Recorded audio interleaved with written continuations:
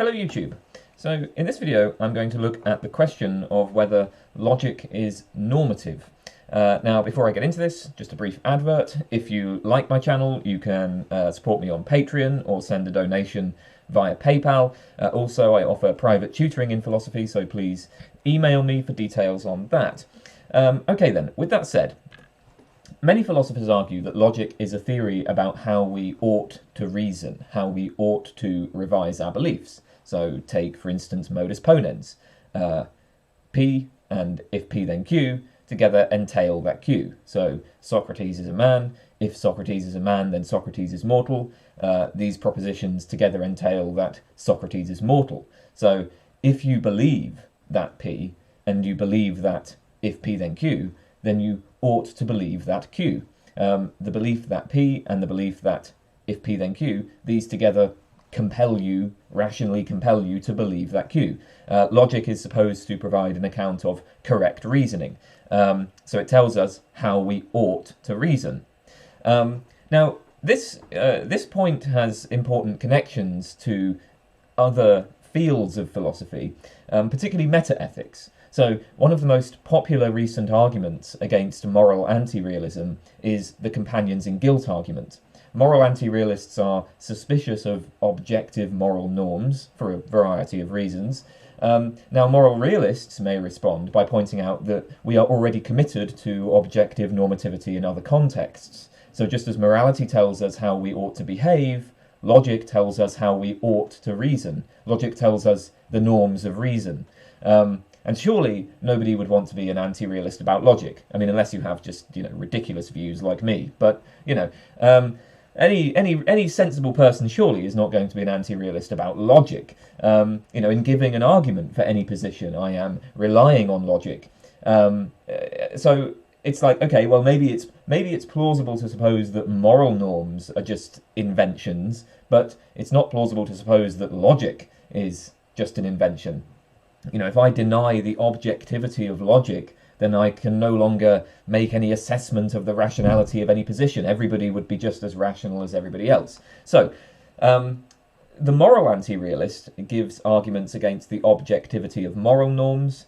The moral realist can then point to logic as a companion in guilt. She can say, well, look, we all accept that logic is objective, but logic provides us with norms of reasoning. So this undermines at least some of the arguments against objective moral norms. There is, the realist will say, look, there is nothing problematic about objective normativity.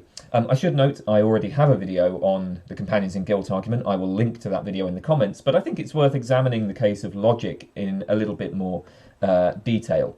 So, what I want to do in this video is just look at some of these arguments for the normativity of logic, and then present some responses to them.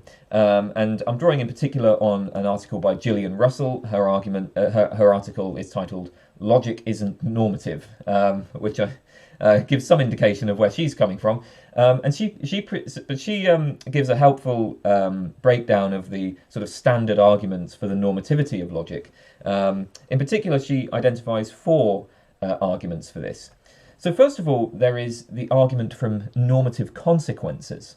According to this argument, logic tells us which argument forms are valid and which are invalid. But then the thought is that claims about validity in themselves involve normative commitments. So again, let's take modus ponens, right? We have the proposition P, the proposition if P then Q, and these taken to entail the conclusion Q. This is valid in classical logic, right? From P and P implies Q, we may deduce Q. But the thought is that this is just to say that if you believe that P and you believe that P implies Q, then you ought to believe that Q. Or at least either you ought to believe that Q or you ought to give up your belief in either P or P implies Q. So you ought not to hold the set of beliefs P implies Q and not Q. So, I mean, this is, I don't really know if this is exactly an argument for the normativity of logic. I mean, this is perhaps just a sort of brute assertion that logical validity involves normative commitments, claims about what you ought and ought not to believe. So, what can the anti-normativist say about this? I mean, like, how can we sort of view logic if we're not taking it to involve normative commitments? Well, notice that the issue in this case is that we have here a set of beliefs. P implies Q and not Q, and this set of beliefs is inconsistent. Now, let's grant that you ought not to believe inconsistencies. The first thing to notice is that logic in itself doesn't explicitly say that you ought not to believe inconsistencies. Like, it doesn't say that explicitly, right? Like, that's not explicitly stated as some sort of logical axiom. So the question is, well, like why, right? Why ought we not to believe inconsistencies? And the anti-normativist might say, well, this is because of other non-logical norms that we accept. So, for instance, we take it that you ought not to believe falsehoods. So it's just a general norm of inquiry that you ought not to believe falsehoods, right? Like when we believe stuff, our aim is to get at the truth. We don't want to believe falsehoods. And of course, believing an inconsistency is going to commit us to believing a falsehood, because at least one of an inconsistent set of propositions will be false. But again, there's this general norm that you ought not to believe falsehoods. Again, that norm is not itself part of logic. So what exactly does logic do? Well, the thought is that logic studies patterns of truth preservation. It tells us about the patterns of truth values over sentences. So it tells us, for example, that if P then Q are true, then Q is also true. So if you believe P and you believe if P then Q, and then you believe not Q, then you have at least one false belief. That's what logic tells us. At least that's what classical propositional logic tells us. But it doesn't say anything about whether or not we ought to believe falsehoods. It will just tell us that, if you have that set of beliefs, then at least one of them is false. That set of beliefs is inconsistent. So the thought is that, what's really going on is that there are these kind of background norms that are not part of logic. And, that's kind of why we might be inclined to think of logic as normative. But this point about so the thought is that any theory really is going to have normative consequences when it's conjoined with other normative assumptions that are not themselves part of the theory. So take, for instance, arithmetic. 10 plus 5 equals 15. Well, that claim is not itself a normative claim, but as Russell points out, it seems reasonable to say that I ought not to believe that I have £10 in one pocket and £5 in the other, while also believing that I have less than £15 overall. What makes this reasonable to say is that if I have £10 in one pocket and £5 in the other, then it's false that I have less than £15 overall. So this, that would just be entailed by the fact that 10 plus 5 equals 15, plus, I guess, standard assumptions about how money works. So, and then there's this general normative commitment that we ought not to believe things that are false. We ought not to believe propositions whose falsity is entailed by other things we believe. In this sense, we might say that arithmetic has normative consequences. It has normative consequences in conjunction with our other normative commitments, but arithmetic is not itself a normative theory. Similarly, take, say, Newtonian mechanics. Newtonian mechanics tells me that force equals mass times acceleration. So if the force is 24 newtons, then mass times acceleration is 24 newtons. So given this, and given our general commitment not to believe false things, we ought not to believe that force equals 24 newtons while the mass times acceleration is something completely different. But of course, you wouldn't usually think of physics as being normative. Physics describes how the world works, not how it ought to be. So the claim then is that, yes, there is a weak sense in which we can all agree that logic is normative. Logical principles, in conjunction with our other norms, may entail things about what we ought and ought not to believe. But these norms need not be taken as part of logic itself. Indeed, all theories are going to be normative in this weak sense. So, given that I care about avoiding falsehoods, I ought not to believe the set of propositions P implies Q, and not Q. Similarly, given that I care about avoiding falsehoods, I ought not to believe that I have, £10 in one pocket, £5 in the other, while believing that I have less than £15 overall. Of course, for somebody who just doesn't care about falsehoods, or for somebody who cares about this but who has other values that sometimes outweigh this, these normative claims may have no force on them. So this is the thought. This is the idea, right? That in logic, what we're really studying is just patterns of truth preservation over sentences. We don't need to take logical principles as involving in themselves normative commitments. There are, however, some other arguments for the normativity of logic. So second, there is the argument from error. The argument from error begins by distinguishing descriptive laws from normative laws.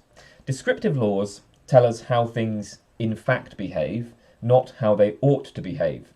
Descriptive laws cannot be broken, or at least if we ever see a descriptive law being broken, then we would just conclude that the law is false. By contrast, normative laws tell us how things ought to behave, but such laws can be broken. So, for example, take the laws of physics. The laws of physics tell us how the physical world in fact behaves, and in principle, nobody can break the laws of physics. We take it to be a law of physics that nothing accelerates beyond the speed of light. If we observed something that was accelerating beyond the speed of light, well, we would just conclude, it's actually not a law of physics that nothing accelerates beyond the speed of light. We would just conclude that the law is false. So the laws of physics are descriptive laws.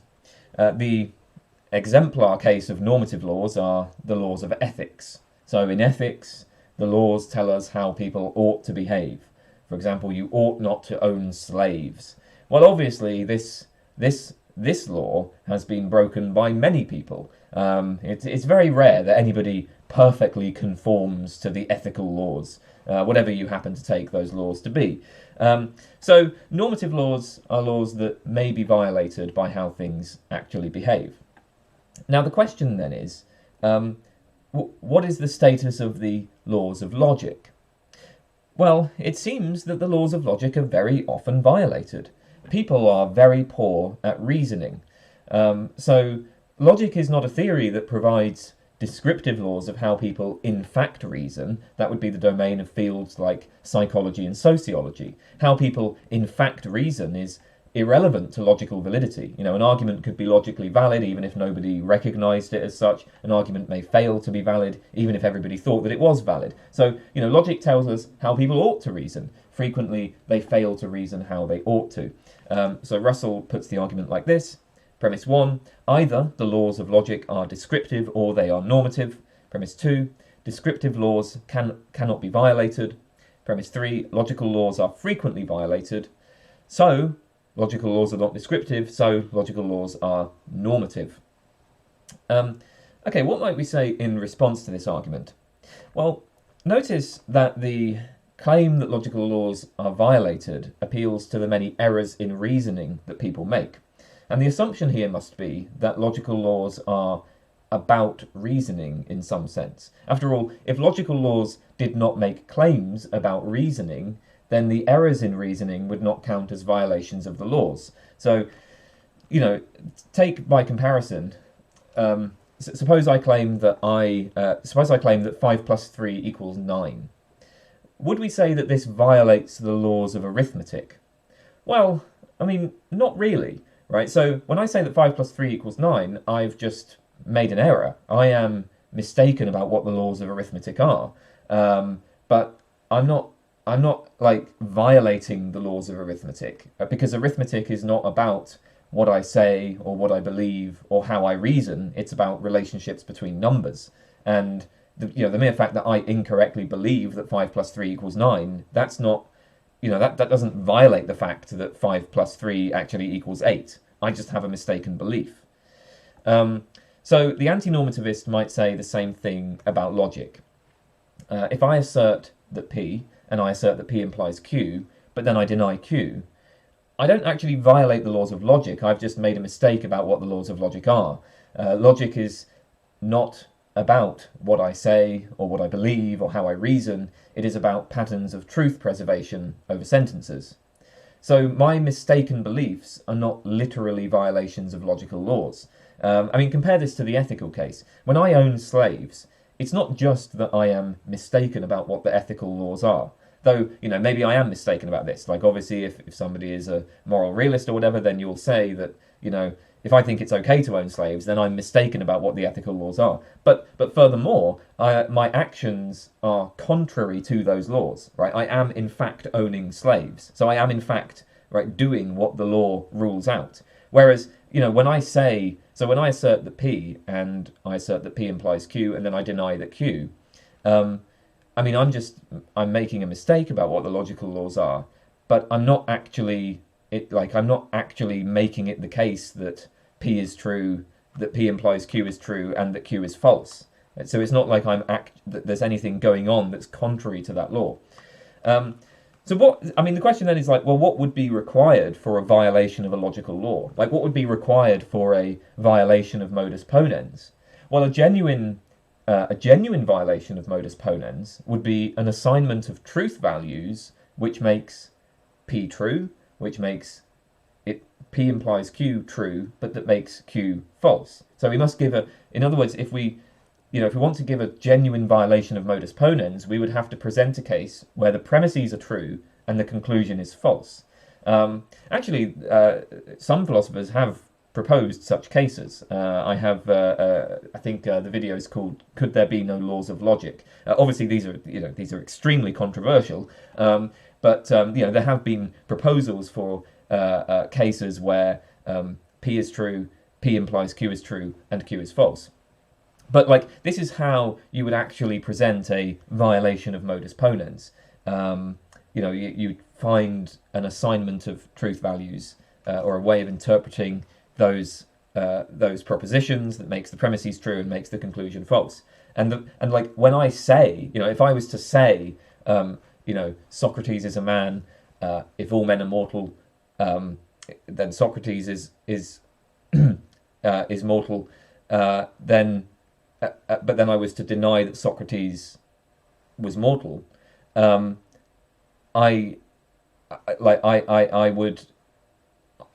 would just be making an error. This is, I'd just be making an error. I wouldn't have actually presented a case that violates modus ponens, or that's the argument at least. Okay then, so let's turn to a third argument. This is the argument from Demarcation. So, how do we distinguish logic from other disciplines, such as physics, chemistry, mathematics? It seems clear that there is a distinction between logic and other disciplines, but what could this be? Well, we might start by trying to specify the subject matter of logic. So, suppose we say that logic is concerned with reasoning, thinking, and arguing. Well, in that case, how do we distinguish logic from psychology? They seem to be the same thing. Psychologists will tell us how people reason, think, and argue. Or suppose we say that logic is concerned with the most general facts about the world. It is about how things in the broadest sense of the term hang together in the broadest sense of the term, to use Wilfrid Sellers' phrase. So when I say, that P and P implies Q entails Q, I'm describing relations between things considered at the broadest and most abstract level. But in that case, it seems that logic does not differ from metaphysics, because metaphysics is the study of the fundamental principles of being, the fundamental nature of reality, and fundamental relations between things. So there's this problem then of distinguishing logic from other disciplines, and the thought is that, the view that logic is normative, it solves this demarcation problem. Logic is not about how we reason, it is about how we ought to reason. This distinguishes logic from psychology, because psychology is purely descriptive. Moreover, this explains why it's tempting to say that logic is about the most general facts in the world.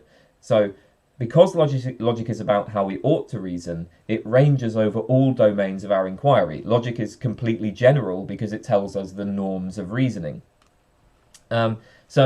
We can use the normativity of logic to answer this demarcation problem. Well, Russell points out in response to this that the basic challenge to this argument is that we might simply accept that there is no strict demarcation between logic and other disciplines. Indeed, some philosophers already accept this for independent reasons. Quine famously held that logic is continuous with the sciences and open to revision on the basis of empirical inquiry. Logical principles are just those principles that are most strongly entrenched at the centre of our web of belief. More recently, Timothy Williamson has argued that logic is a branch of metaphysics.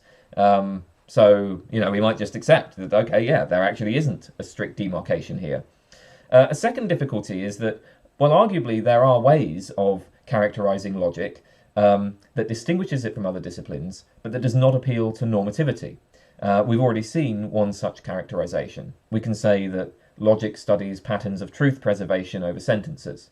Now, obviously, any non-normative characterisation of logic will be controversial, but so will any normative characterisation of logic. Like any claim we make about what is distinct about logic, what distinguishes logic from other disciplines, that's bound to be controversial. But there are available answers that characterise it in non-normative terms. The third problem with this argument is that normativity doesn't seem to help solve the demarcation problem anyway, because if we say that logic is about how we ought to reason, well then how is logic to be distinguished from epistemology? Epistemology is concerned with knowledge, justification, rationality. Epistemologists will ask, what ought we believe? What justifies inferring one belief from another? What norms should govern inquiry? So how we ought to reason, that is a central question for epistemologists. So it doesn't seem like normativity actually, at least in itself, it doesn't seem like that's going to provide an answer that distinguishes logic from epistemology. Okay, a fourth argument, although Russell presents this as a second kind of demarcation argument, I think it's a subtly different argument. This is what I would call the argument from pluralism. So again, let's consider a kind of entailment sentence like P and P implies Q entails Q. What makes such sentences true or false? I mean, clearly this is a claim about logical consequence. We're saying that Q is a logical consequence of P and P implies Q. There are no interpretations that make P and P implies Q true, but that make Q false. Whatever truth values we assign to the propositions P and Q, you're not going to get true premises and a false conclusion with modus ponens. Now the problem here is that different logics provide different answers about logical consequence. So take, for instance, the law of excluded middle. P or not P.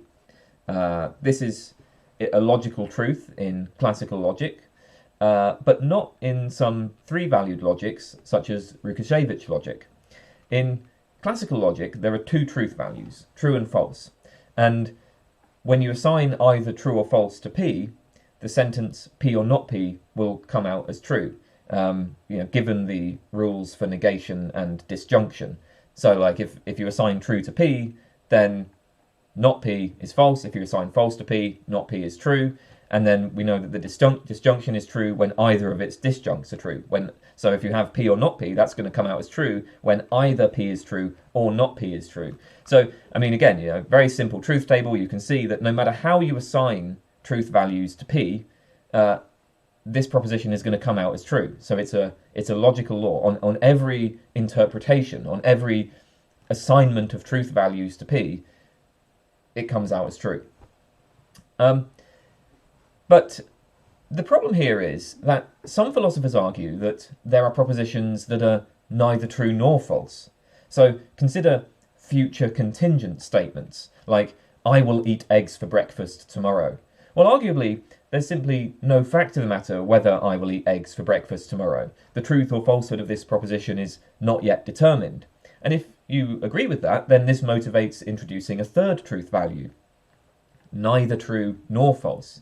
And then that would give us a three-valued logic, and then we may have an interpretation on which P or not P is actually not true. Because if you assign neither true nor false to P, then you're going to assign neither true nor false to not P, and then the proposition P or not P may turn out as being neither true nor false as well. I mean, this depends on the precise, rules that are being used in the three-valued logic. Not every three-valued logic will work this way, but like there are logics basically on which the law of excluded middle, P or not P, that fails.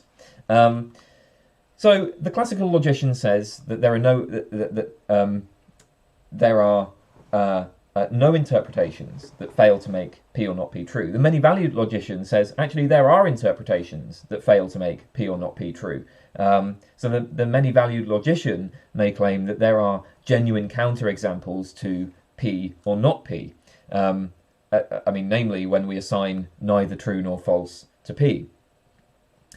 So this gives us two understandings of the logical consequence relation, right? We have the classical logic, P or not P is a logical law, and then in certain non-classical logics, P or not P is not a logical law. Now, so far that's uncontroversial, right? Everybody agrees that, the law of excluded middle holds in classical logic, it doesn't hold in some other logics. So the question then is, which of these logics provides the correct account of logical consequence?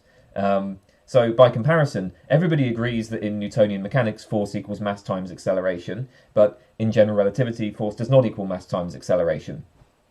Everybody agrees that this is what these theories say. The important question is, which of these is the correct account of force, of like how force actually works? So we assume that some logical theory is right. There is some logical theory that provides the correct account of logical consequence. Maybe it's classical logic, maybe it's Rukashevich logic, whatever. Maybe some other kind of logic. But some logical theory is correct while the rest are mistaken. And then the question is, what makes this theory correct? Suppose that classical logic provides the correct account of logical consequence. It is a genuine law that P or not P. What makes this correct? Right? What makes classical logic correct? And then the claim is that normativity gives us the answer. If we say that logic is normative, then logic tells us how we ought to reason, and there's a fact of the matter about how we ought to reason. Either it is correct to infer P or not P, or it is not. Different logics tell us different things about how we ought to reason, but there is just one way we ought to reason, so this decides between different logics. One logic is right, the others are wrong. Russell puts the argument as follows. Premise 1. One rival logic is right, the others are wrong. Premise 2. If one rival logic is right, then there must be something in virtue of which it is right. Premise 3. The only good candidate for being the thing in virtue of which a logic is right is normativity. For a logic to be right is for it to say the right things about what we ought to believe and how we ought to reason. So, conclusion, the right logic is normative. It says the right things about what we ought to believe and how we ought to reason. So that's the sort of argument from pluralism. So what might the anti-normativists say about this? Well, one option here is to target the first premise. We might just deny that there is actually one correct logic. Recently, a number of philosophers have defended views like logical pluralism, on which there are multiple correct logics. Similarly, we might take an instrumentalist view of logic, on which logic is seen as a useful tool for formalizing or modeling natural language arguments. By comparison, consider the use of models in science. When we try to understand the behavior of physical systems, we often use idealized models of those systems. Suppose we're trying to understand the behavior of stars. Well, when we model stars, we need to predict various properties like, luminosity, the chemical composition of the photosphere, the neutrino flux, and so on. So we then have like a whole bunch of different models of stars, a bunch of different stellar models. The constant density stellar model assumes that there is no density gradient in the star. In other linear stellar models, it is assumed that density varies linearly with radius. In polytrope models, there's a more realistic density gradient where density varies with pressure. Our models may assume that the star is isolated in space and not subject to gravitational forces. Other types of models may be required for dealing with stars in the galactic center where stars are more densely packed. Some models assume that stars are composed only of hydrogen and helium. In more realistic models, we can build in the effect of heavier elements, which, that has an impact on the star's evolution. So, the point is, right, we have this proliferation of models that involve different idealizations, and these different idealizations are suitable for different purposes. So importantly, no stellar model is perfect, right? Every model we have of a star is going to contain at least some idealizations and some simplifications, right? We can't perfectly represent any star. So we shouldn't think of science as attempting to find the one true model of a star. Rather, there are various different models which make different idealizations, and again, they're suitable for different purposes. Just in practice, right? It's kind of obvious that, like, anytime we model a star, we're not going to be able to describe it perfectly. That would be far beyond our cognitive abilities to do that. You can't perfectly represent what's going on there. So you're going to have to make simplifications, you're going to have to make idealizations, and then different models will build different idealizations in. So we might think that just as there are many acceptable ways of modeling physical systems, so there are many acceptable ways of modeling natural language arguments. What you have different logics are going to provide different models of natural language arguments. And you might say that, well, actually, it's kind of a mistake to think that there has to be one true logic. Right? Maybe we just have a variety of models that are suitable for different purposes. So that's one option then. We might reject premise one. Another option is to reject the third premise. So the third premise says that only normativity can make a logic correct or incorrect. So consider the debate again about the law of excluded middle, P or not P. Well, there's a conflict between classical logic, which accepts the law of excluded middle, and some three-valued logics which reject it. So the question is, what are the facts in virtue of which one of these logics can be correct? Well, the debate here is really about whether or not there are propositions that admit of more than two truth values.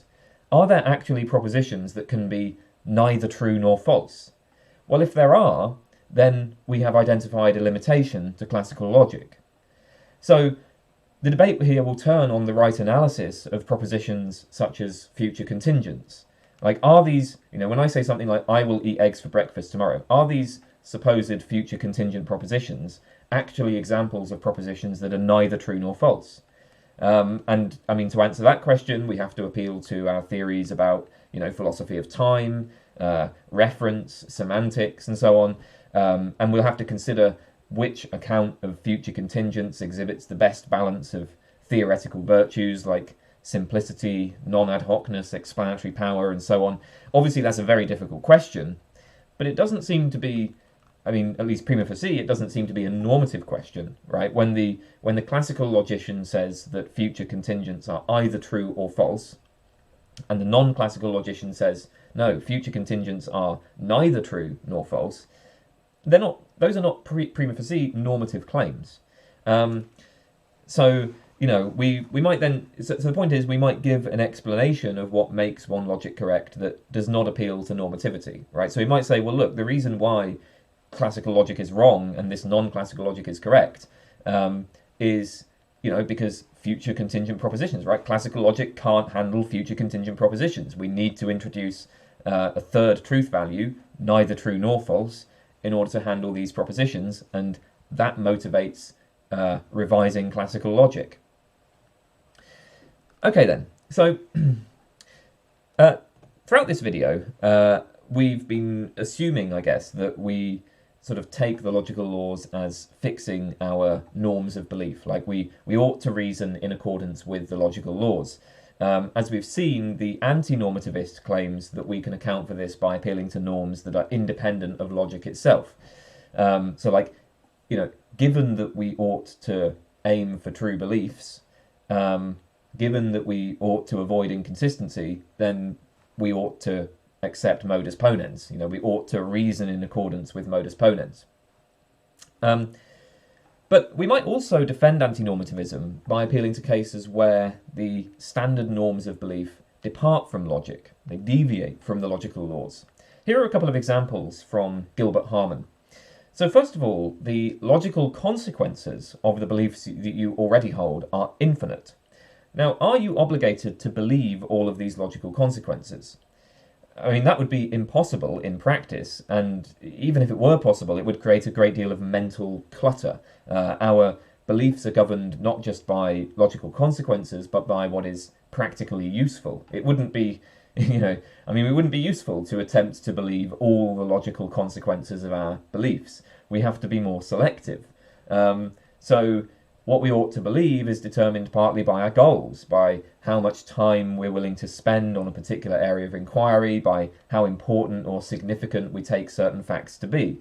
And I mean, that's not part of logic. That's that's up to us.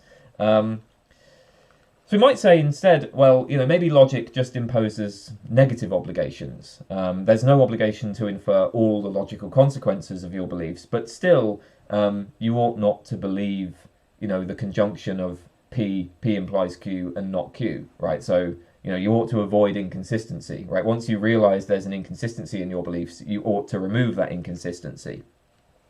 But actually, even this claim can be challenged. So, suppose Harman says that I discover that I hold inconsistent beliefs, but then I also realize that it's extremely difficult to remove the inconsistency without doing serious violence to the rest of my beliefs. We might think here of some of the paradoxes that have plagued philosophers, such as the Socrates arguments. Consider, the paradox of the heap. So, one grain of sand is not a heap. If n grains of sand is not a heap, then n plus 1 grains of sand is not a heap. And obviously, by repeated application of this reasoning, you get the conclusion that 1 million grains of sand is not a heap. Well, that's an absurd conclusion, right? What we want to say is, 1 grain of sand is not a heap. If n grains of sand is not a heap, then n plus 1 grains of sand is not a heap. But also, 1 million grains of sand is not a heap. The trouble here is that there's no clear line between heaps and non-heaps, right? So because there's no clear line, we want to say that adding a single grain of sand is not going to transform a non-heap into a heap. Similarly, removing a single grain of sand is not going to transform a heap into a non-heap. But then we also want to say that, at some point, there is a distinction between these things, right? We have heaps and we have non-heaps. Now, this is a serious puzzle. It's been around for thousands of years. No consensus has formed as to its solution. Every solution seems to have counterintuitive commitments. Now, the question is, how should ordinary people respond to paradoxes like this? Well, maybe they should just accept the inconsistency.